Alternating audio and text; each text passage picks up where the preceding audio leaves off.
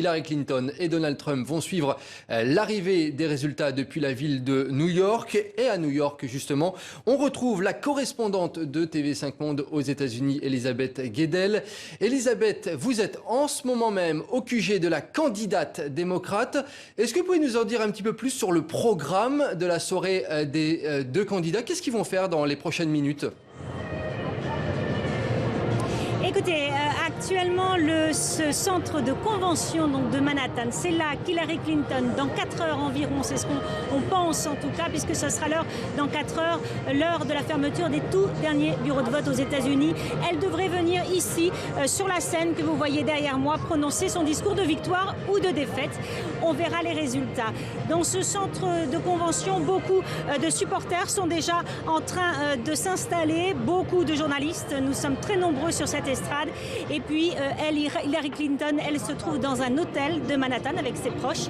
Elle se trouve sur la 5e avenue, à quelques pas seulement de la Trump Tower, la tour de Donald Trump, où lui, le candidat républicain, se trouve actuellement, lui aussi entouré de ses proches et de sa famille. Il se rendra pour son discours de victoire ou de défaite dans un hôtel de la ville. C'est un centre très symbolique puisque c'est un bâtiment que Donald Trump aurait voulu construire, cette convention tout en verre sur la rivière Hudson. Il avait voulu mettre son nom sur cette tour de la convention. Eh bien, la ville de New York avait refusé et c'est là qu'Hillary Clinton a choisi donc de faire son siège de la nuit électorale.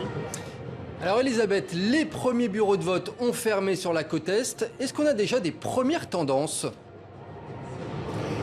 Eh bien oui, 6 États ont fermé leur bureau de vote. Alors Donald Trump est donné par les médias, ce sont des estimations données gagnants dans 2 de ces 6 États qui ont déjà fermé leur bureau de vote, l'Indiana et le Kentucky. Ce n'est pas une surprise. Hillary Clinton, elle, a remporté le Vermont. Là aussi, on s'y attendait. En revanche, il y a beaucoup de suspense. Les résultats sont encore beaucoup trop serrés.